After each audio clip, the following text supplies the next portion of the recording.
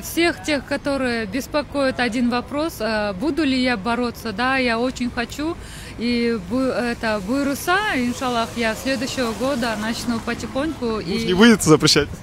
Нет, конечно. Муж, наоборот, вдохновляет на борьбу?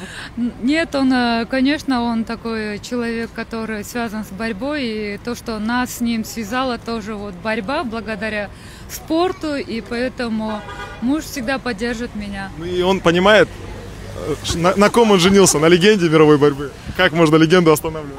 Конечно, то, что он смог добиться меня, это тоже многое значит.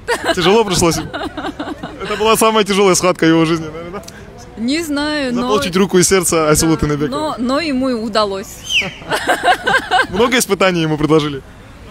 Нет, но, конечно, претендентов очень было много, конечно, но то, что он показал себя вот с хорошей стороны, то, что всегда вот мужчина должен добиваться, и так как мы женщины, поэтому мне нравится, когда меня всегда добиваются, и поэтому он себя показал, и этим он добился меня.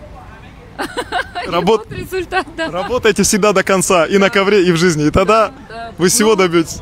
Борьба, жизнь тоже борьба. Не только в спорте, но и в жизни. Поэтому всегда вот не сдавайтесь, ставьте цели и вот только вперед.